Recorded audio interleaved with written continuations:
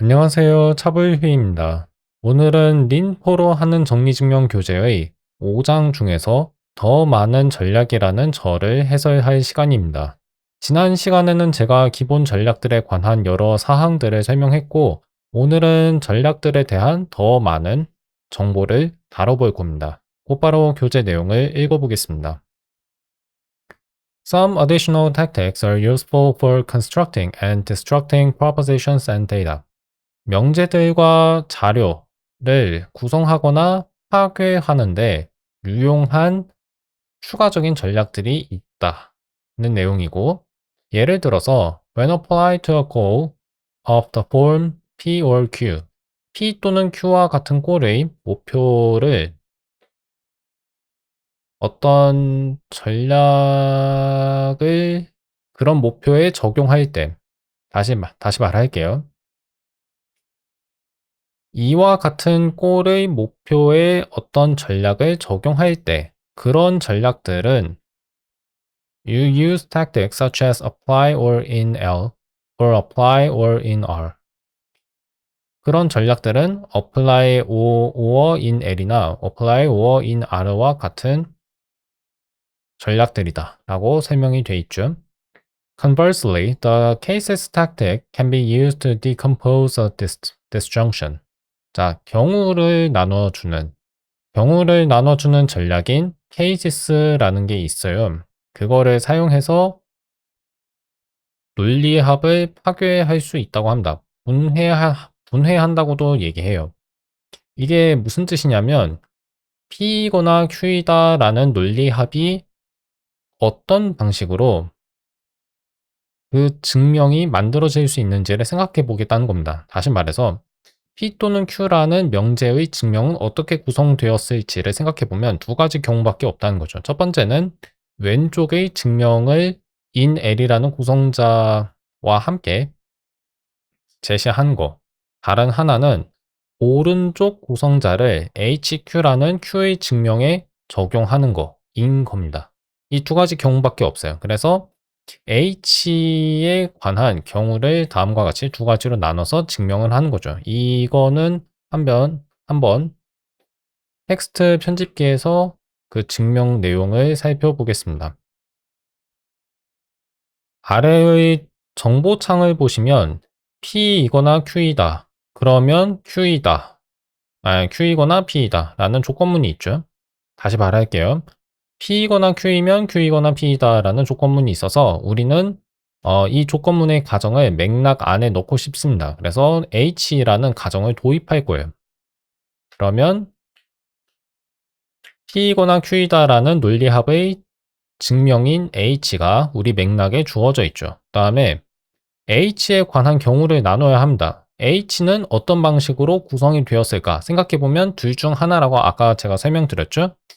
왼쪽 도입 규칙을 P의 증명에 적용하든가 오른쪽 도입 규칙을 Q의 증명에 적용하는 두 가지 방법밖에 없습니다. 첫 번째 경우를 보시면 자 이제 HP가 나와 있죠. 이게 무슨 뜻이냐면 H라고 하는 P이거나 Q이다 라는 증명이 P의 증명을 바탕으로 구성된 경우를 따지는 겁니다. 그래서 H라는 증명은 사라지는 대신에 HP라는 증명이 생긴 거죠.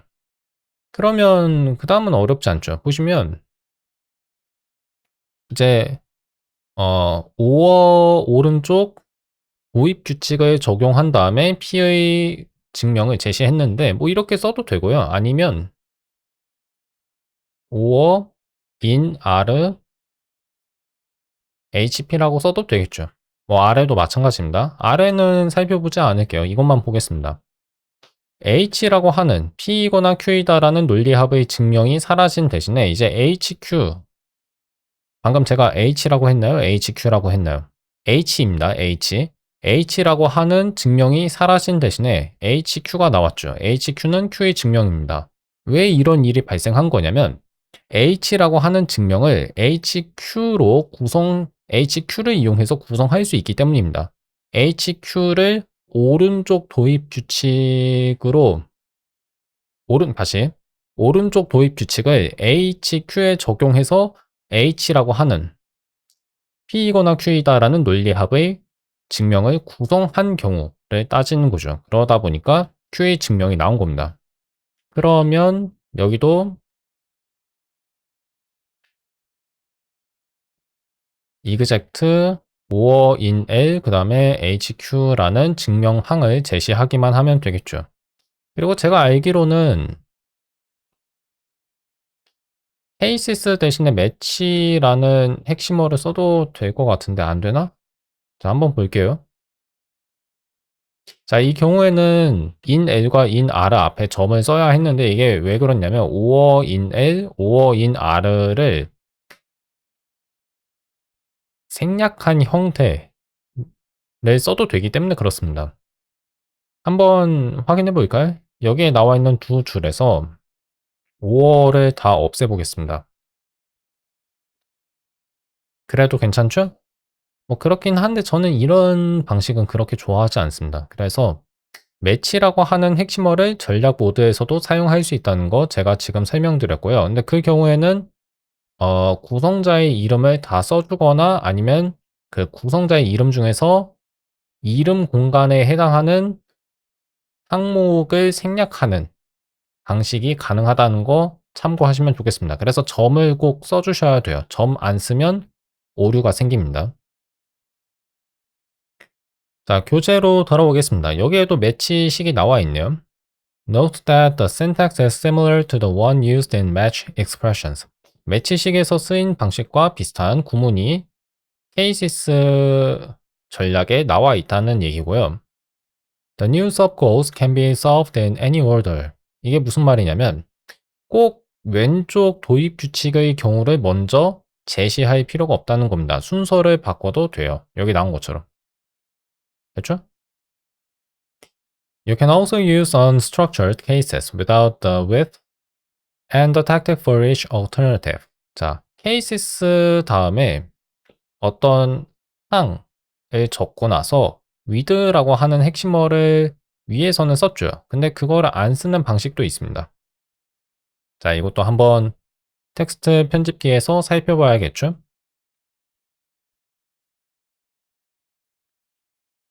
H라는 가정을 도입한 결과를 보시면 아까랑 똑같고 그 다음에 H에 대한 경우를 나눠 볼 건데요. 그렇게 되면 우리에게 증명 목표가 두 가지가 생겼다는 것을 확인하실 수 있습니다. 됐죠?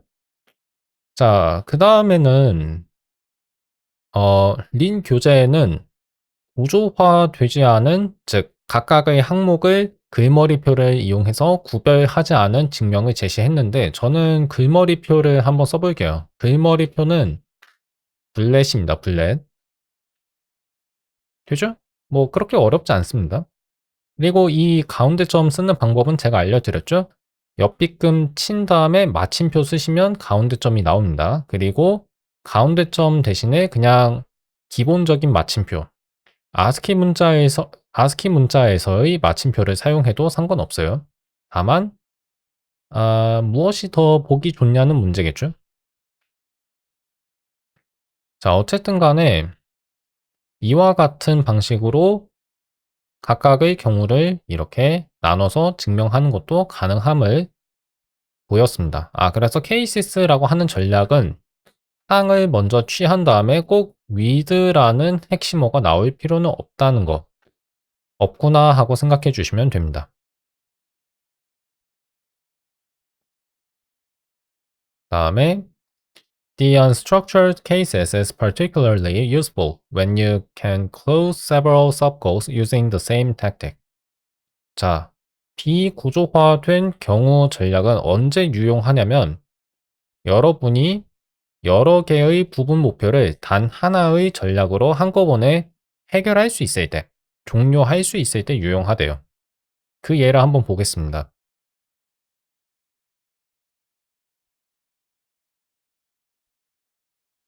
여기 보시면 P이거나 P이면 P이다 라는 조건문을 우리가 증명해야 한다는 거 확인할 수 있죠. 정보창에서 그런 내용을 볼 수 있습니다. 그때 H에 관한 경우를 나눠요. 근데 보시면 첫 번째 경우나 두 번째 경우나 맥락이랑 증명 목표가 아무 차이가 없죠. 그냥 그 경우 이름의 차이밖에 없습니다. in L과 in R. 그렇기 때문에 지난 시간에 우리가 다룬 리피트 전략을 사용할 수 있어요. 반복 전략을 이용해서 assumption이라는 전략을, 가정이라는 전략을 계속 사용하게 하는 거죠. 그러면 아마 2번 쓰겠죠. repeat assumption은 이 경우에는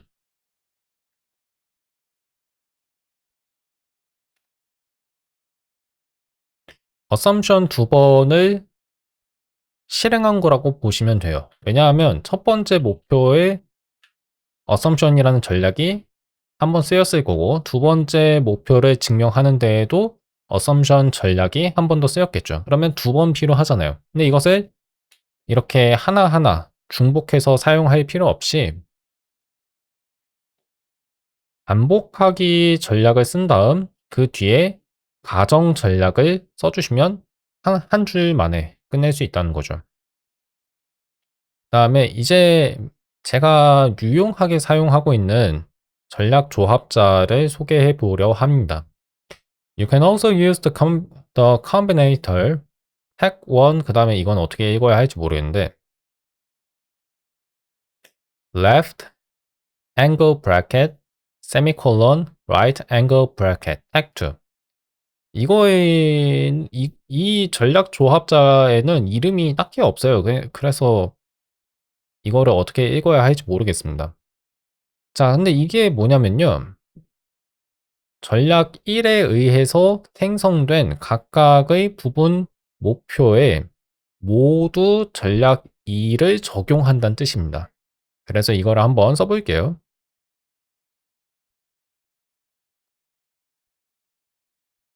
케이시스 H 전략을 실행한 결과 두 가지 목표가 아래의 정보창을 보시면 알 수 있다시피 두 개의 증명 목표가 나왔죠. 그 다음에 그 각각의 부분 목표에 모두 가정이라는 전략을 사용하고 싶은 겁니다. 그렇게 해서 이 목표들을 한꺼번에 종료할 수 있는 거죠. 됐죠? You can combine the unstructured cases tactic with the case and dot notation. 비구조화된 경우 전략을 케이스 전략을 사용하거나 아니 케이스 전략이라기보다는 이거는 표기법이라고 봐야겠네요. 케이스 표기법이나 아니면 점 표기법을 이용해서 구조화할 수 있다고 서술이 되어 있습니다. 그래서 H에 관한 경우를 나눈 다음에 아까 제가 보여드린 것처럼 각각의 증명 목표, 부분 목표를 달성하는 전략들의 열을 구별하는 방법도 있고 아니면 점 표기 대신에 경우 표기법을 사용해서 각각의 경우가 무엇인지를 명시적으로 밝힌 다음에 각 부분 목표를 끝내는 방법도 있습니다. 그 다음에는 케이스랑 점 표기법을 섞어서 쓴 경우인데 이거는 가능하다는 점만 아시면 되고 이렇게 쓰시는 건 추천을 안 합니다. The cases tactic can be also used to decompose a conjunction. 여기에 나와 있는 건 연언이죠. 연언은 논리 곱입니다. and예요. and. 논리 곱을 분해하는데 경우 전략을 사용할 수도 있다.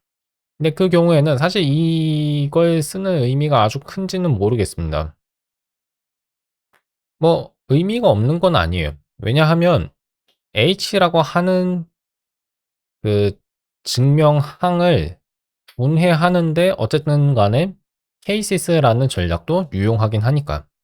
근데 이 경우에는 H를 구성하는 방법이 딱 하나밖에 없는 겁니다. 그래서 int로 HP, HQ라고 나와 있는 거죠.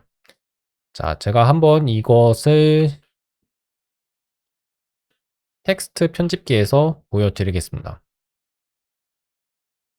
잠깐만요. end intro라고 쓸 수 있나? 여기서는 오히려 이렇게 쓰면 안 되네요. 그죠?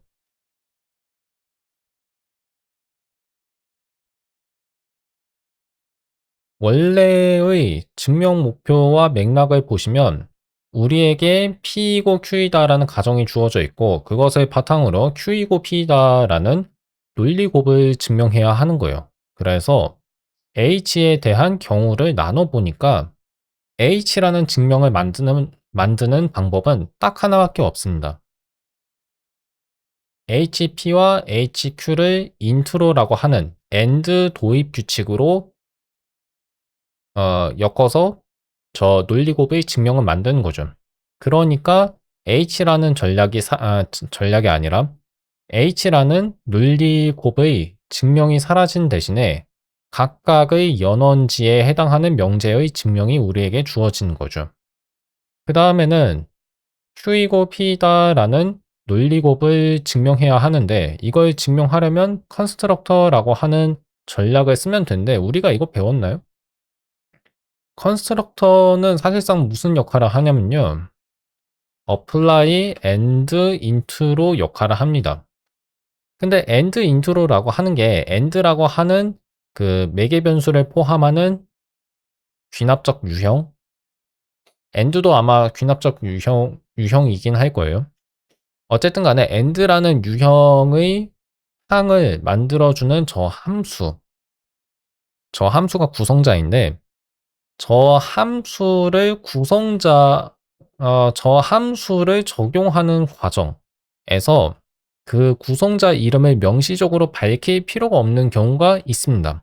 AND의 경우에는 그래요. 왜냐하면 AND라고 하는 유형에는 구성자가 딱 하나밖에 없거든요. OOR는 그렇지 않습니다. 구성자가 두 개예요. 왼쪽 도입 규칙이 있고 오른쪽 도입 규칙이 있죠. 하지만 AND의 경우에는 도입 규칙이 하나밖에 없습니다. 구성자가 하나밖에 없기 때문에 그런 경우에 한해서는 컨스트럭터라는 전략을 써도 돼요. 그러니까 컨스트럭터라는 저 전략이 구성자라는 전략이 지금 여기서 하는 일은 뭐냐면 익명 구성자 표기법을 사용해서 증명항을 만드는 것과 다를 바가 없습니다. 근데 그것은 본질적으로는 이 경우에는 AND 인트로를 적용한 것과 다를 바가 없다는 얘기죠. 그렇죠? 자, 그러면 증명 목표가 두 가지 나오는데 이것은 어렵지 않게 증명할 수 있죠. Q의 증명은 HQ고 그 다음에 P의 증명은 HP니까 아까 우리가 배웠던 전략 조합자를 쓸 수 있어요. 어떻게 쓸 수 있냐면 자, 각괄호를 쓰고 그 다음에 각진괄호란 뜻입니다. 각괄호를 쓰고 그 사이에 세미콜론 쌍반점을 쓴 다음에 assumption이라는 전략을 쓰면 되겠죠. 그렇죠? 왜냐하면 두 가지 목표 모두 맥락에 있는 가정만을 이용해서 증명할 수 있으니까. 그 다음에 하나만 더 보겠습니다. cases라는 전략을 사용하지 않고 매치식을 써볼게요. 자, 그런 경우에는 인트로를 뭐로 바꿔주시면 되냐면 점 인트로로 그냥 바꿔주시거나 아니면 end 인트로라고 바꿔주시면 됩니다. 하나 더 확인해 볼까요? 익명 구성자 표기법을 여기에도 쓸 수 있는지 보겠습니다. 되네요. 그러니까 이렇게 써도 돼요. 좋죠? 예, 좋습니다. In this example, there is only one goal after the case tactic is applied. 경우 나누는 전략을 사용한 뒤에 나오는 목표는 딱 하나밖에 없다. With H replaced by a pair of assumptions, HP and HQ. H라는 원래의 가정은 두 가지 가정의 쌍으로, 두 가지 가정으로 대체된다. 무엇이냐면 각각 P와 Q의 증명이죠. 그러니까 H를 구성하는 경우가 한 가지밖에 없는 거예요. 아까 제가 설명했다시피. The constructor tactic applies the unique constructor for conjunction and intro. 구성자라는 전략은 어떤 구성자를 적용하냐면 유일한 구성자를 적용해요. 근데 그것은 연원에 관한 유일한 구성자죠. 그게 뭐냐면 and intro죠. 아까 제가 설명드렸다시피 이 경우에는 컨스트럭터는 apply and intro와 같습니다. 같은 역할을 해요. With these tactics, an example from the previous section can be rewritten as follows. 이전의 증명은 다음과 같이 작성할 수 있다고 나와 있는데 이거는 지금 제가 하나하나 설명하지는 않을게요. You will see in chapter inductive types that these tactics are quite general. 7장인 귀납형에서 볼 수 있다시피 이런 전략들은 꽤 일반적이라는 사실을 나중에 알게 될 것이다. The cases tactic can be used to decompose any element of an inductively defined type. 이게 무슨 말이냐면 명제를 증명하는 데에만 저런 전략들을 쓸 수 있는 게 아니란 얘기예요. 귀납적으로 정의한 유형의 어느 원소든 간에 그 원소를 분해하는데 케이시스 전략을 사용할 수 있는 겁니다. 경우 전략을 사용할 수 있고 그 다음에 구성자 전략은 언제나 보아하니까 제가 아까 설명을 조금 잘못했네요. 5어 같은 경우에는 구성자가 두 개죠. 그러면 그런 경우에는 저 컨스트럭터라는 전략을 쓸 수 없는 게 아니라 첫 번째 구성자를 적용한대요. 그러면 5어의 경우에는 5어 in L, 즉 왼쪽 도입 규칙을 적용하는 거겠죠. 근데 구성자가 두 개 이상인 경우에는 컨스트럭터 전략을 쓰는 게 썩 저는 뭐 그렇게 좋은 생각이라고 여기지는 않습니다. 그러면 앞에서 다뤘던 보기를 한번 다시 써볼까 하는데요. 이거 한번 볼까요?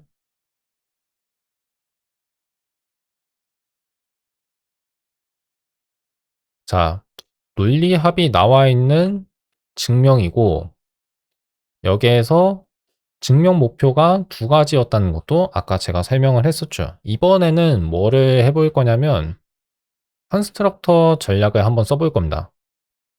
그러면 잠깐만요.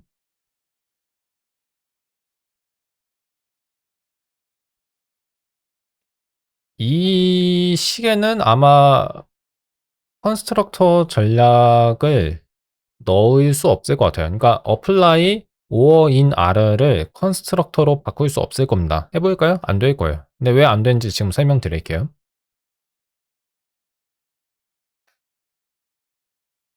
자, 왜 안 되냐? 보세요. P의 증명이 우리에게 주어져 있으면 Q이거나 P이다라는 명제를 증명하기 위해서 우리는 논리합의 오른쪽 도입 규칙을 써야 하는데 구성자 전략은 무슨 도입 규칙을 쓴 거냐면 왼쪽 규칙을 쓴 거예요. 오른쪽이 아니라. 그러면 Q를 증명하려고 하겠죠. 하지만 Q의 증명은 우리의 맥락에 주어져 있지 않습니다. 그렇죠? 하지만 6번 줄의 경우에는 왼쪽 도입 규칙은 첫 번째 구성자예요. 5어라고 하는 귀납형의 첫 번째 구성자이기 때문에 이 경우에는 아마 컨스트럭터를 써도 될 겁니다. 되죠? 근데 되는데 추천하지 않습니다. 왜냐하면 논리합의 그 첫 번째 구성자가 뭔지는 그건 그냥 그 유형을 정의한 사람의 마음에 따라 정해진 거거든요. 그래서 구성자가 두 개 이상인 경우에는 구성자 전략을 직접 사용하지 마시고 그냥 어플라이 쓰세요. 예. 그게 낫다고 봅니다. 어쨌든 간에 여기까지 배웠고, for example, you can use cases and constructor with an existential quantifier. 여기 보시면 존재 명제를 증명하는 데에도 구성자 전략을 쓸 수도 있고 그 다음에 경우 나누기 전략도 쓸 수 있다는 걸 확인할 수 있죠. 한번 볼게요.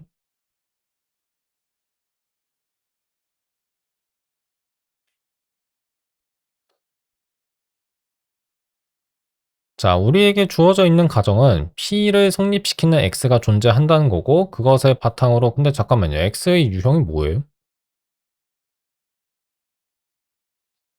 X 여기 있구나. X의 유형은 자연수. 네. 자, 그것을 바탕으로 px이거나 qx인 x가 존재한다는 것을 증명해야 합니다. h를 분해하는 게 세 번째 줄이 하는 일이에요. 근데 그걸 분해한다는 게 무슨 뜻이냐면 이 존재 명제를 어떤 방식으로, 다시 말할게요. 이 존재 명제의 증명을 어떤 방식으로 구성했는지를 따지겠다는 겁니다.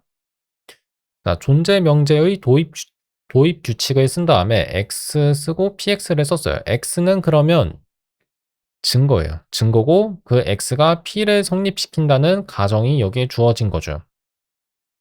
근데 가정 이름이 약간 저는 마음에 안 들어서 w 쓰고 hpw라고 이름을 고치겠습니다.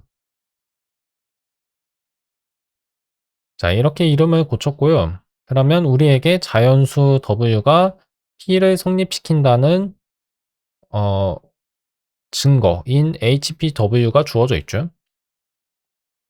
이 상태에서 다음 증명 목표를 달성해야 하는데 이거 역시 존재 명제를 증명해야 한다는 얘기잖아요. 존재 명제를 증명하려면 일단 그 존재 명제의 증명을 구성하는 방법을 생각해 봐야겠죠. 근데 그거는 구성자가 하나밖에 없어요. 존재 명제, 존재 양화사, 존재 정량어에 대한 도입 규칙은 하나뿐입니다. 그래서 컨스트럭터 전략을 쓰면 되고요. 이거는 사실상 apply, exist, intro를 간결하게 나타낸 전략과 다를 바가 없어요. 적어도 이 상황에서는. 익명 구성자 표기법이 하는 일과 비슷하다고 얘기할 수 있겠습니다. 자, 그러면 그 다음에 두 가지 증명 목표가 나오죠. 근데 이게 썩 좀 좋아 보이지가 않는데요. 왜 이렇게 나오지? 증거를 제시해야 하는 목표가 뒤에 나오고 근데 그 증거에 대해 P가 성립하거나 Q가 성립한다는 명제의 증명을 먼저 작성해야 하는 방식으로 지금 목표의 순서가 나와 있습니다. 첫 번째 목표는 증명 목표이고 두 번째는 제가 임의로 이름을 붙인 구성 목표예요. 구성 목표. 어떤 유형에 속하는 항을 제시해야 한다는 거죠. 뭐 가능은 한데 뒤에 있는 걸 한번 안 써볼게요.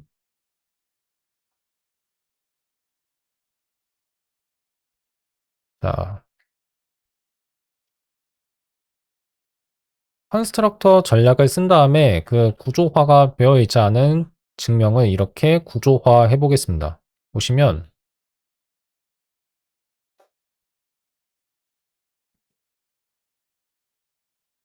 증명이 끝나지가 않았죠. 그쵸? 그래서 약간 이 경우에는 컨스트럭터를 쓰는 게 좋았는지 모르겠는데 apply or in L을 썼고 그 다음에 어떤 증거에 대하여 P int로 W가 성립한다는 걸 보여야 돼요. 그래서 제가 추측해 보자면 아마 가정 전략을 쓰면 증명을 완성할 수 있을 겁니다. 그러면 끝났죠. 그러니까 이렇게 할 수 있는 거예요. 두 번째 구성 목표, 그러니까 두 번째 목표였던 자연수를 제시하는 그 구성 목표는 사라진 거예요. 왜냐하면 린이 그것을 이미 달성했기 때문에. 근데 이 경우에는 지금 제가 생각해 보면 구성자 전략을 쓴 게 그렇게 좋았던 것 같지는 않네요. 뒤에 아마 나올 건데 이 경우에는 exist라고 하는 전략이 있습니다. 그 다음에 w 쓰신 게 나아요. 그러니까 되나? 그리고 그다음에 assumption 전략을 쓰면 되려나? 네, 이게 나아요. 그러니까 증명 목표가 어떤 존재 명제잖아요. 그렇죠? 그러면 P를 성립시키거나 Q를 성립시키는 자연수 X가 존재한다는 것을 우리가 밝혀야 하고 그러기 위해서는 구체적으로 그런 자연수 X를 하나 제시해야 돼요. 그래서 나는 W를 제시하겠다는 말을 exist W라고 하는 5번 줄에 나와 있는 저 전략, 저 명령으로 할 수 있습니다. 그러면 그 다음에 우리가 증명해야 하는 건 W에 대해서 P가 성립하거나 Q가 성립한다는 거를 보이는 거죠. 근데 P가 성립하죠. 왜냐하면 우리에게 HPW라고 하는 가정이 주어져 있으니까. 그래서 왼쪽 도입 규칙을 적용한 다음에 가정, 전략으로 증명을 끝내는 거죠. 이렇게 하는 게 좀 더 깔끔해 보입니다. 자, 그렇고 지금 30분 정도 시간이 흘렀는데요. 20분 더 설명한 다음에 이 영상을 끝내겠습니다. 어디 보자. Here the constructor tactic leaves the first component of the existential assertion, the value of x, implicit. 이게 무슨 말인지 설명하려면 이 코드를 좀 다시 가져오긴 해야겠네요.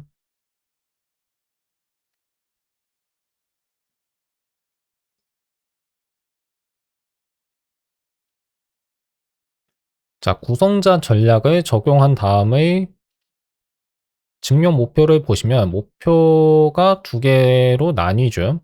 여기까지를 본 상태에서 한번 이 문장의 의미를 다시 이해해 보겠습니다. 존재 명제의 증명은 두 가지 성분으로 나뉘어요. 그래서 그거를 제가 텍스트 편집기에서 다시 한번 제시해야 할 것 같은데, 그러면 전략 모드 말고 그냥 항 모드로 증명을 작성해 볼게요. 펀 쓰시고 h가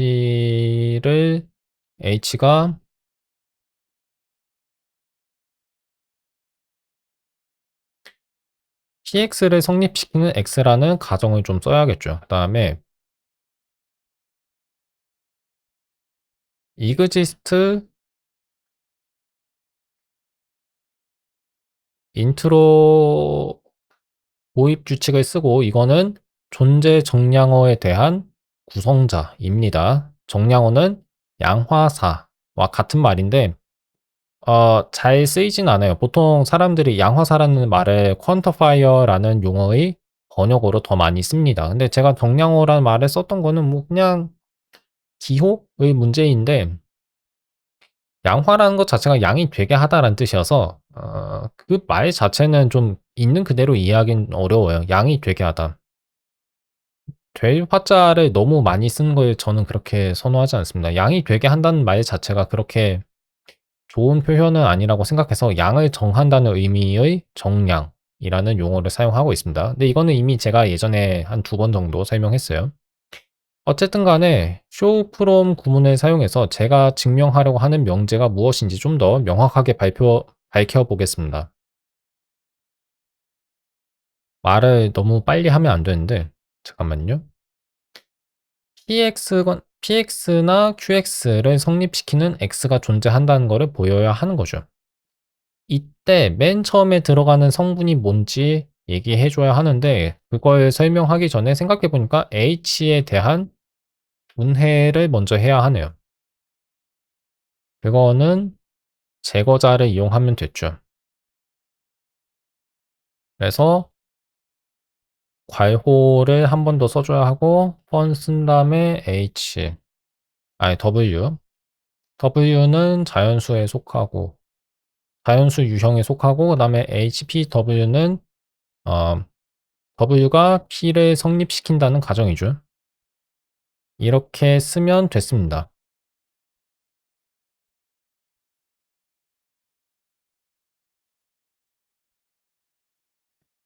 그 상태에서 P가 참이거나 P를 성립시키거나 Q를 성립시키는 X가 존재한다는 걸 보여야 하는데, 이때 증거로 W 쓰고 그 다음에 or in L 그 다음에 HPW 쓰면 되겠죠. 제가 왜 갑자기 항 증명을 직접 작성한 거냐면, 존재 정량어에 대한 도입 규칙은 두 가지 인수를 필요로 한다는 것을 보여드리기 위해서입니다. 자, 이 구성자는 그냥 익명 구성자 표기법으로 대체할 수 있다는 거 아마 기억하실 거예요. 이렇게 써도 돼요. 그렇죠? 여기 보시면 존재 양화사에 대한 구성자는 두 가지 인수를 필요로 한다는 걸 알 수 있어요. 첫 번째는 어떤 증거고요. 두 번째는 그 증거가 특정 성질을 충족한다는 것을 보이는 일입니다. 그러니까 특정 성질을 충족한다는 증명, 이 두 번째 인수로서 필요한 거예요. 그 내용을 지금 이 교재에서 설명을 하고 있는데, 존재 주장의 첫 번째 성분, 증거 얘기하는 겁니다. 증거. W 생각하시면 돼요. witness. 그게 X의 값이 되어야 하는 거죠. 근데 그것을 암시적으로 남겨놨다는 얘기예요. 그러니까 그게 뭔지 린이 알아서 찾아낼 수 없다는 얘기입니다. 그런지 아닌지 한번 볼게요. 맞죠? 왜 맞냐면 메타 변수가 지금 나와 있으니까요. 물음표로 시작하는 이름은 메타 변수를 가리킨다고 생각하시면 돼요. 그러면 P거나 Q를 그러니까 P 아니면 Q를 성립시키는, 아니면 둘 다 성립시키는 그런 자연수의 이름이 메타 변수로 나와 있으니까 니는 이게 뭔지 아직 모르겠다는 얘기입니다. 그렇기 때문에 두 번째 목표가 구성 목표이고, 그것은 자연수 유형에 속하는 어떤 항을 제시해야 한다는 것이죠. 됐죠? It is represented by a meta variable which should be instantiated later on. 나중에 그 메타 변수는 구체적인 사례로 대체가 돼야 한다. 구체적인 사례로 바뀌어야 한다는 의미입니다.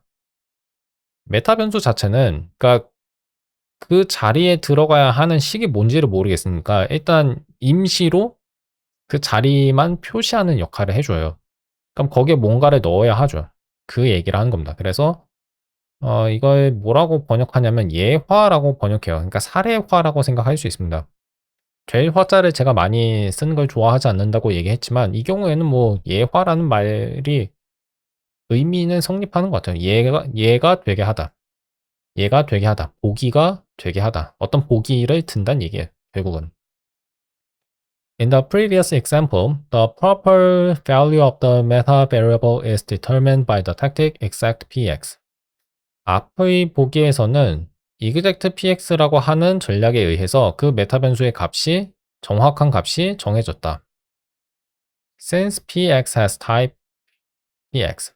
왜냐하면 px라는 증명은 유형이 px이니까. 앞의 보기는 아마 이거겠죠? 자, 목표가 두 개잖아요. 근데 아까 제가 좀 증명을 작성하면서도 보여드렸는데, exact px라고 하는 전략이 없으면요, 첫 번째 부분 증명이 완성이 안 돼요. 예, 완성이 안 됩니다. 그래서 저는 이런 증명이 그렇게 좋지 않다고 아까 좀 설명을 했었을 거예요. 이렇게 exist 전략을 사용한 게 낫다고 이야기한 이유도 그것 때문입니다. 그러니까 맨 처음에 나오는 전략이 증명 목표를 완전히 달성하지 못한다는 거죠. 우리가 두 번째 증명 목표를 작성하려면 그 전에 첫 번째 목표가 끝나야 하거든요. 근데 사람이 증명을 처음에 작성할 때는 첫 번째부터 해결을 해야 할 거 아니에요. 근데 보시면 첫 번째 증명 목표가 해결이 안 된다는 얘기죠. 그래서 이 증명은 학습용으로는 뭐 좋은데, 우리가 직접 작성할 때는 저런 방식으로 증명을 작성하는 게 좋다고 저는 생각하지 않습니다. 자, 여기까지 설명이 됐죠? If you want to specify a witness to the existential quantifier explicitly, you can use the exist tactic instead. 제가 추천한 방법입니다. 존재 정량어에 대한 증거를 명시적으로 지정하고 싶으면, 그리고 그게 보통 좋습니다. 잠깐만요. 지금 채팅창에서 뭘 증명하시나요? 라고 물으셨는데, 채팅창의 내용은 제가 이 영상 녹화본에 들어가지 않게 설정을 해놨어요. 근데 거기에 대해서는 지금 답변을 하는 게 좋을 것 같습니다. 우리가 증명하고 싶은 게 뭔지 다시 한번 설명드리자면 이거예요, 이거. 자, 이게 뭔 얘기냐면요. PQ가 자연수에 대한 수러인데 수러가 뭔지 지금은 좀 잘 이해하지 못하실 수 있지만 그냥 이렇게 생각하시면 좋아요. PX라는 게 명제예요. 그리고 QX라는 게 명제예요. 근데 PQ 자체는 명제가 아니에요. 근데 인수를 하나 취하면 명제가 됩니다. 그런 의미에서 PQ를 수로라고 하는데 PQ는 자연수 인수만을 취할 수 있어요. 그거는 어디에서 우리가 확인할 수 있냐면 P와 Q의 유형이 자연수 유형에서 프롭은 명제들의 유형 세개예요.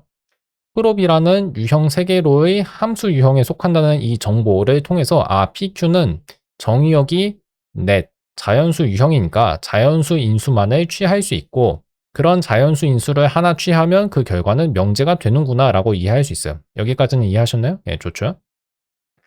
자, 그러면 우리가 이 6번 줄에 나와 있는 보기에서 증명하려고 한 게 뭔지를 제가 설명할 수 있는데요. 그걸 설명하면 이렇습니다. P를 성립시키는 자연수 X가 존재한다면 그러면 P이거나 Q인 아니면 이렇게 표현하는 게 좋아요. P를 성립시키거나 Q를 성립시키는 자연수 X가 존재한다. 이걸 우리가 증명하려고 했던 겁니다. 근데 3장과 4장에서는 제가 전략들이라고 하는 메타 프로그램을 사용하지 않고 그 증명을 린 코드로 작성하는 방법을 설명했어요. 5장에서는 이제 전략들이라고 하는 메타 프로그램을 사용해서 증명항을 이 프로그램들이 알아서 구성하게 하는 방법을 설명하는 중입니다. 아래 보시면 증명 목표가 다음과 같죠. 아까 제가 설명한 내용이죠.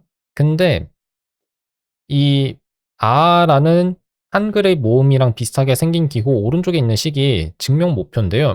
근데 이 목표 중에서 조건문의 가정을 이전의 맥락이라고 하는 부분에 넣고 싶어요. 그런 경우에는 h라는 가정을 도입하자는 전략을 쓰시면 돼요. 인트로는 도입이란 뜻입니다. 이게 뭘 한 거냐면 아까는 조건문이었던 그 증명 목표를 이제 조건문이 아닌 명제로 바꿔주죠.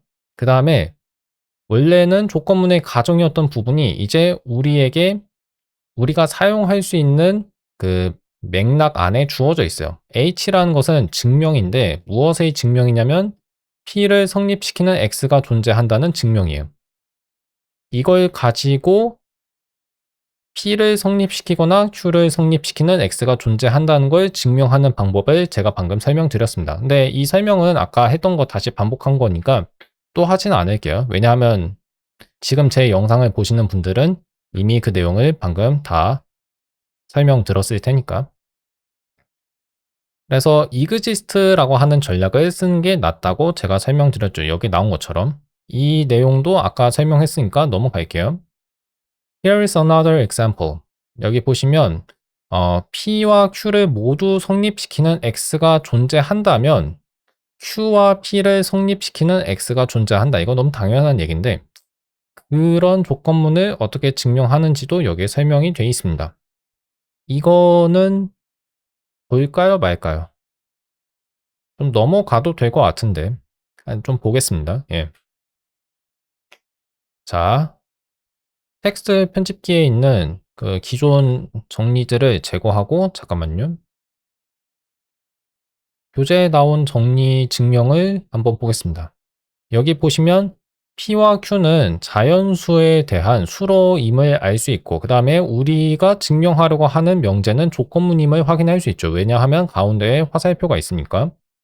가정은 제가 아까 말씀드렸다시피 P와 Q를 모두 성립시키는 자연수 X가 존재한다는 거예요. 그 가정을 도입하고 싶으니까 두 번째 줄에서 intro h라는 전략을 썼고요.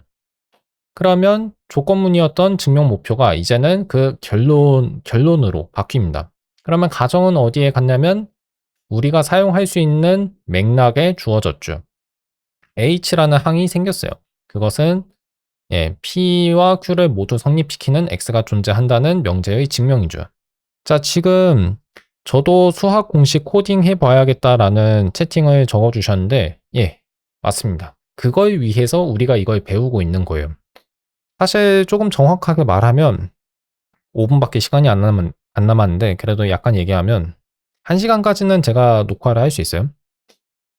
제 멘티분들이 곧바로 수학 정리를, 그러니까 논리학을 벗어난 수학 정리를 린으로 증명하겠다고 명확하게 말씀하신 적은 없어요. 그렇긴 하지만 이거 역시 린을 활용하는 한 가지 방안이긴 하죠. 다른 방안은 뭐냐면 이런 정리증명 기술을 사용해서 프로그램에 대한 성질을 증명하는 동시에 어떤 함수형 프로그램을 작성하는 일입니다. 이거 역시 저도 나중에 하려고 좀 생각하고 있어요. 세 번째는 뭐냐면 린을 배운 다음에 함수형 프로그래밍 언어 중에서 뭐 린을 제외한 다른 언어를 사용하든가 아니면 증명지향 언어를 좀 사용해서 그걸 가지고 프로그래밍을 하는 겁니다. 근데 그러면 뭐하러 린을 배웠냐고 생각하실 수 있어요. 이렇게 보시면 좋습니다. 린의 유형론을 배우면 다른 유형론 기반의 프로그래밍 언어를 학습할 때 도움이 돼요. 그러니까 배경 지식이 많이 쌓여 있는 상태니까 다른 프로그래밍 언어를 이해할 때 도움이 많이 된다는 얘기입니다. 그런 이유에서 지금 제가 이 해설 영상들을 하나하나 만들고 있다고 보시면 돼요. 근데 아마 100강 정도 만들 것 같습니다. 자, 어쨌든 간에 증명 어떻게 하는지 다시 한번 볼까요? 여기서 분해라는 용어가 나오는데요. 이거는 뭔지 다시 한번 설명드리자면 H라는 항을 여러 가지 정보로 쪼갠다고 보시면 돼요. 근데 그게 가능한 이유가 뭐냐면 이 존재 명제를 증명하기 위해선 몇 가지 정보들이 원래 필요하기 때문입니다. 근데 그 정보들을 H라는 증명항에서 끄집어내야 돼요. 근데 그 과정을 어떻게 하냐면 3번 줄에 나와 있는 것처럼 cases라는 전략을 쓰면 됩니다. cases는 H라고 하는 항을 어떤 방식으로 구성했을지에 대한 경우를 나누는 전략인데요. H는 존재 명제의 증명이기 때문에 그 경우가 한 가지밖에 없어요. 그래서 4번 줄에 int로 xhp라는 저 경우 하나만 제시가 돼 있는 거죠.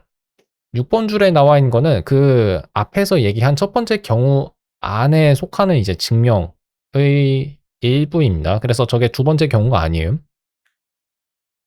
인트로라고 하는 거는 자, 제가 케이시스 전략을 매치로 바꾸면 exist intro를 의미한다고 생각하시면 돼요. 도입 규칙인데 그 다음에 두 가지 정보가 필요하죠. 그리고 채팅 다시 보면 def 함수가 나온다고 하는데 def가 어디에 있는지는 모르겠네요.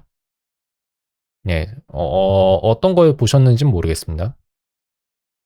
어쨌든 간에 이렇게 두 가지 정보가 나오는데 근데 HPQ의 증명이 좀 보기 안 좋게 나오니까 매치 말고 케이시스 전략을 쓰는 게 낫겠네요.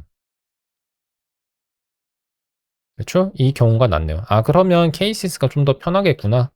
뭐 그런 정보도 좀 얻을 수 있네요. 자, 아까는 H였던 항이 이제 X랑 HPQ로 쪼개진 겁니다. X는 자연수고요. 그 X는 P와 Q를 모두 성립시키는 거예요. 이 과정을 다시 한번 보세요.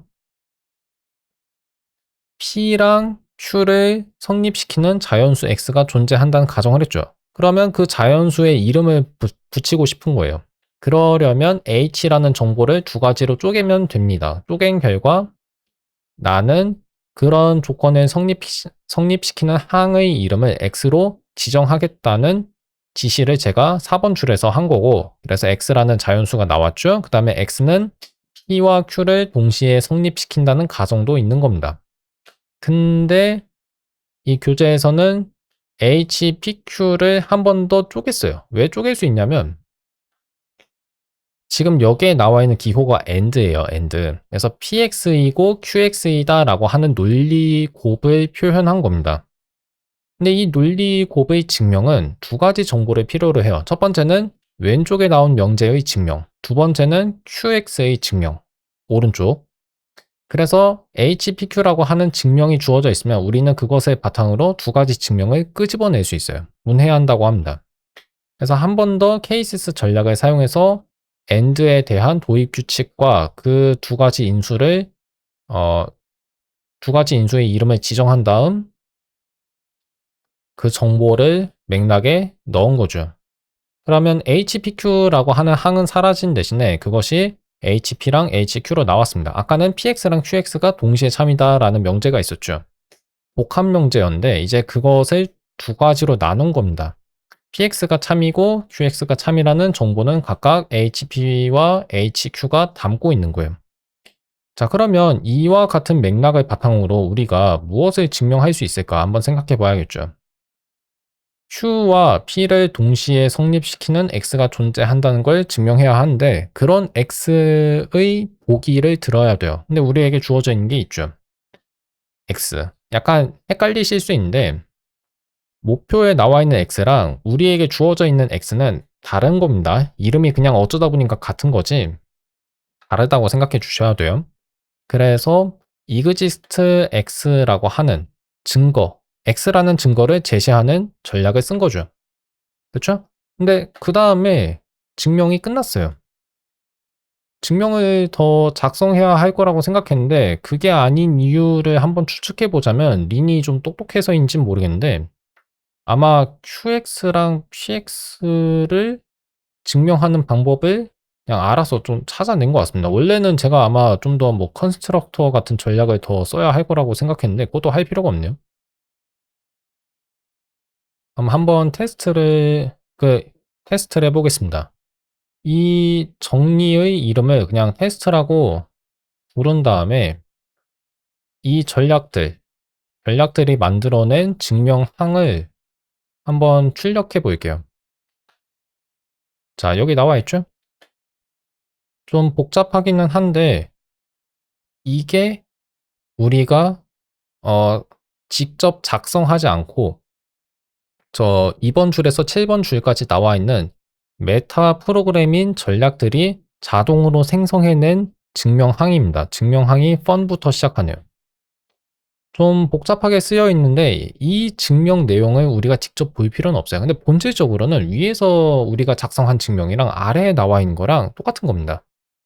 똑같은데 아래에 나와 있는 건 좀 더 보기 힘들잖아요. 읽기 힘들고 좀 더 복잡해 보이죠. 그래서 우리가 전략을 사용하는 겁니다. 전략은 사람이 이해하기 좀 더 간단한 거죠. 물론 제가 이렇게 얘기는 했지만 증명 보조기를 배우지 않은 사람들 입장에서는 전략이란 건 외계어처럼 느껴질 거예요. 외계어. 그래서 앞으로 제가 좀 해내고 싶은 일이 뭐냐면 전략이란 걸 하나도 모르는 수학자들을 위해 그들이 이해할 수 있는 언어로 저 전략 증명을 다른 형식으로 바꾸는 프로그램을 만드는 게 목표인 겁니다. 근데 그게 많이 어려워요. 그리고 그거를 하기 위해서는 제가 프로그래밍을 더 배워야 하죠. 그래서 제가 매일 이 린포로 하는 정리증명 해설 영상을 만드는 동시에 C 프로그래밍 공부를 밤에 하는 겁니다. 어쨌든 간에 자 교재 내용을 계속 읽어볼게요. 잠깐만요. 얼마나 남아있죠? 아 거의 다 했구나. 이것까지만 읽고 오늘 해설 영상을 끝내겠습니다. 7분 남았으니까 아마 해볼 수 있을 것 같은데 잠깐만요. 어디 봐야 하더라? 이건가? 이거죠? 자, 이 보기까지 제가 설명했고 그 다음 볼게요. These tactics can be used on data. 이 전략들은 자료에 대해서도 쓰일 수 있다. 명제뿐만 아니라. 근데 자료에 대해서 쓰인다는 게 무슨 말이냐면요. 정리 증명을 한 게 아니라 어떤 함수를 정의할 때 저런 전략들을 사용할 수 있다는 겁니다. 다만 함수를 정의할 때 전략을 실제로 쓰는 경우는 거의 없어요. 그냥 좀 약간 어색해서 그래서 가능하다는 걸 아시는 건 좋은데 추천하진 않습니다. 예, 추천하진 않아요. In the next example, they are used to define functions which swap the components of the product and some types. 자, 곱 유형과 합 유형이 나와 있죠. 여기에 나와 있는 건 곱 유형이고 곱 유형이랑 합 유형이 뭔지는 제가 아마 2장? 이 교재의 2장에서 다뤘어요. 근데 지금 다시 언급하지는 않을게요. 여기에 나와 있는 두 가지 함수가 하는 일이 뭐냐면 곱 유형의 성분 그리고 합 유형의 성분의 위치를 서로 바꾸는 역할을 해주는 겁니다. 됐죠? 그래서 인트로피, KSSP, 컨스트럭터, 어썸션이라고 썼는데 한번 보겠습니다. 근데 아까 제가 얘기했다시피 함수 정의할 땐 전략을 안 쓰시는 게 좋다고 저는 생각해요. 예, 추천하지 않습니다. 알파랑 베타라는 저 유형의 유형의 유형이란 게 있거든요. 린에서는 유형의 유형이 있는데 보통 그런 거는 유형 세계라고 부릅니다. 그 유형 세계를 다음과 같이 적었어요. 자, 이번에는 우리가 어떤 정리를 증명한 게 아니에요. 제 멘티들 중에서 이제 이것도 증명이라고 좀 말씀하시는 경우가 있는데 아무래도 우리가 하도 계속 정리 증명만 하다 보니까 좀 그렇게 생각하신 것 같아요. 근데 지금 우리가 보고 있는 이 목표는요, 명제가 아니에요. 이거는 조건문이 아닙니다. 왜냐하면 알파 곱하기 베타랑 베타 곱하기 알파가 명제가 아니니까. 저게 그럼 뭐냐? 그냥 유형이에요. 그러면 이 경우에는 화살표는 무슨 의미인가요? 이거는 함수 유형을 나타내는 화살표입니다. 정역이 알파 곱하기 베타인 곱 유형이고 공역이 베타 곱하기 알파인 곱 유형이죠. 그런 함수 유형에 속하는 항을 만들라는 얘기가 뭐냐면 이런 함수 만들라는 얘기예요. 그러니까 이거 자체는 함수 유형인데 정역이 이렇고 공역이 이런 함수를 아무거나 하나 제시하라는 얘기입니다. 그래서 해봐야죠. 인트로 P를 썼는데요. 이거는 무슨 뜻이냐면 정역의 원소를 하나 우리가 지정하겠다는 겁니다. P라고 이름을 붙인 거예요. 그렇죠? 그러면 P라고 하는 정역 원소를 바탕으로 어떤 공역 원소를 만들어줘야 하는데 P에 대한 경우를 나눴네요. 네, 이 결과가 어떻게 됐는지는 너무 신경 안 쓰셔도 돼요. 근데 설명을 드리자면 곱 유형은 구성자가 하나밖에 없을 겁니다. 그래서 P에 대한 경우를 나누면 그 경우는 딱 하나밖에 없어요. MK라고 한 게 있죠. 이게 make예요, make. make가 뭐냐면 곱 유형에 대한 구성자 이름입니다. 구성자가 뭐냐? 어떤 유형에 속하는 항을 만들어주는 함수 또는 그런 항. 그렇죠? 예. make라고 하는 함수를 이용해서 첫 번째 인수와 두 번째 인수를 끄집어낸 거예요. 각각 알파랑 베타에 속합니다. 그러면 이 성분들을 가지고 베타 곱하기 알파라는 곱 유형에 속하는 성분을 만들 수가 있어요. 이때도 이 곱 유형의 구성자를 활용했고 그 다음에 각각 이제 베타에 속하는 항, 알파에 속하는 항을 하나씩 제시하면 돼요. 근데 맥락에 이미 그런 항들이 주어져 있죠. 그래서 가정 전략을 쓰면 됩니다. 다만 이렇게 정의하는 거 제가 추천하지 않는다고 말씀드렸죠. 그러면 어떻게 정의하는 게 좋냐? 자, 수압 페어라고 쓴 다음에 프라임 기호를 써서 이름의 중복을 막은 다음 전략을 사용하지 않고 이런 함수 어떻게 정의하는지 제가 설명해 드릴게요. 혹시 def라고 하는 게 이제 여기 나오죠? 이거는 정의가 맞습니다. 3장에서 그 내용을 다뤘는데 명제의 증명을 구성하는 일은 정리라는 핵심어를 쓰고요. 함수나 어떤 유형에 속하는 항을 구성하는 일을 할 때는 그때는 정의라는 핵심어를 씁니다. 근데 본질적으로는 둘이 차이가 없어요. 그래서 린의 유형론에서는 정리나 정의나 하는 일이 린의 커널이 볼 때에는 뭐 다를 바가 없습니다. 근데 어쨌든 간에 함수를 만들기 위해서는 fun이라고 하는 핵심어를 써야 하는데요. 지금 제 방송을 보고 계시는 시청자분이 이거를 아시는지 아닌지 잘은 모르겠는데 람다 함수입니다. 이게 fun이라고 하는 핵심어를 쓰지만 이거 대신에 그리스 문자인 람다를 써도 돼요. 그럼 이게 무슨 의미냐면 익명 함수를 만드는 핵심어입니다. 익명 함수. 다른 프로그래밍 언어에도 람다 함수 자주 나와요. 그러니까 그게 이 함수형 언어에서도 자주 사용되는데 람다 계산이라고 하는 논리 체계가 있어요. 거기에서 비롯한 거라고 저는 알고 있고 아마 그게 맞을 겁니다. 어쨌든 간에 린에서는 람다 기호 대신에 fun을 쓰는 걸 더 좋아하니까 이걸 쓰고 그 다음에 정의역 원소를 이렇게 제시해 보죠. 자, P라고 하는 원소가 있고요. P는 알파 곱하기 베타라는 정의역에 속해야 한다는 걸 이렇게 써주고 그 다음에 함수를 정의하는 화살표는요. 왼쪽에 세로 막대기가 그어져 있는 유니코드 기호입니다. 이거는 기본적인 함수 화살표. 다시. 함수 유형을 구성하는 화살표랑 모양이 조금 달라요. 조심해 주세요. 네, 모양이 다르고, 그 다음에 봐야 하는 게 뭐냐. 베타 곱하기 알파라는 곱 유형의 원소를 만드는 거잖아요. 근데 전략 쓰지 말고 그냥 이렇게 만들면 돼요. 이 경우에는 그 소괄호를 쳐주고, 그 다음에 P2, P1이라고 쓰면 될걸요? 예, 이러면 됩니다. P1은 P가 지금 순서상이라고 생각하셔도 돼요. 그것의 첫 번째 성분을 구하는 함수. 그거는 점 1이라고 쓰면 되고, P2는 이 곱 유형의 성분, 곱 유형의 항에서 두 번째 성분을 구하는 함수라고 생각하시면 됩니다. 됐죠? 이렇게 정의할 수 있다. 그 다음에 1시간이 지났는데요. 조금만 더 설명하고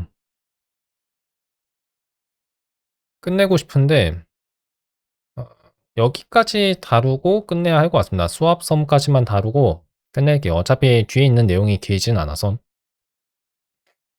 자, 좀 빠르게 가겠습니다. 썸이라고 쓴 부분 있죠. 이거는 아마 저 기호 어떻게 쓰더라?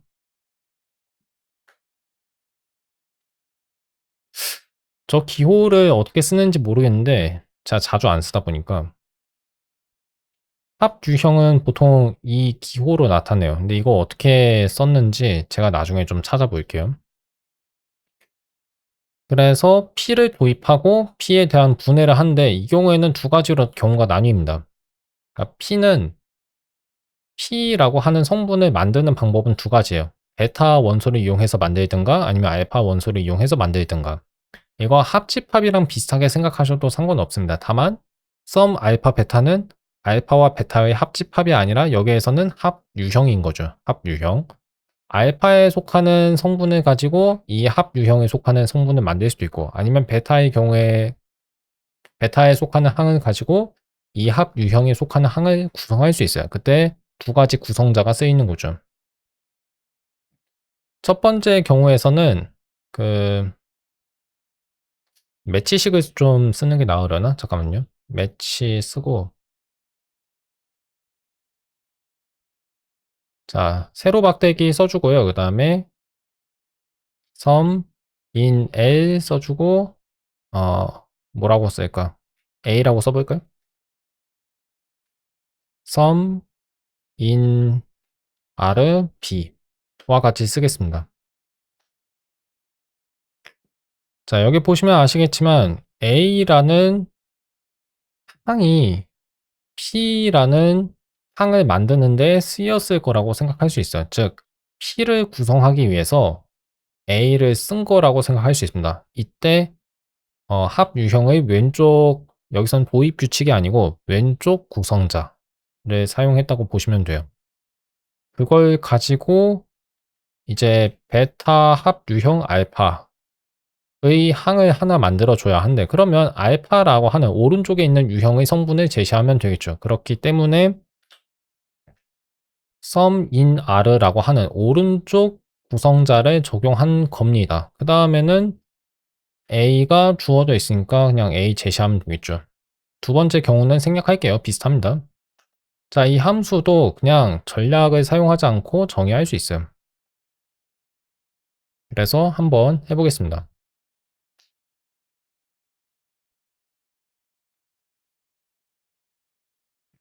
펀 써주시고 그 다음에 P는 sum 알파 베타에 속한다는 걸 보여드리면 되는데 저 기호 어떻게 쓰더라? 이 기호 어떻게 쓰는지 좀 알고 싶은데 잠깐만요. 한번 찾아볼까요? 2장에 나와 있을 것 같은데 안 나와 있을 수도 있고요. sum type 안 나오나? 안 나와 있네. 어쩔 수 없습니다. 그냥 넘어갈게요. 그 다음에 밑줄을 쳐서 우리가 어떤 유형에 속하는 항을 구성해야 하는지 보일게요. 이 경우에는 매치식을 쓰는 게 좋습니다. 그리고 위에 있는 걸 좀 가져올게요. 그 다음에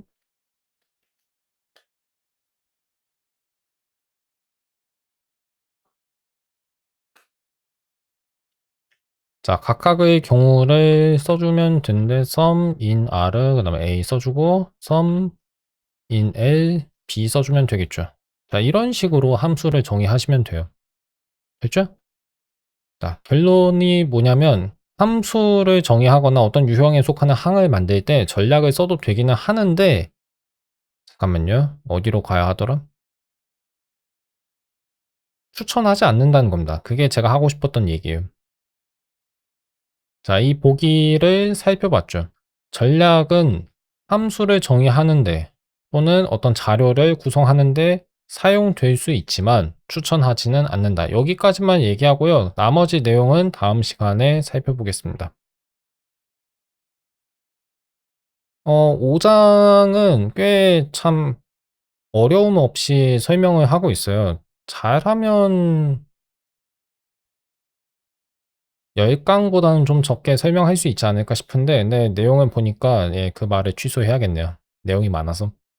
아, 어쨌든 간에 이런 식으로 계속 제가 해설 영상을 만들어 나가겠습니다. 다음 시간에 뵙겠습니다.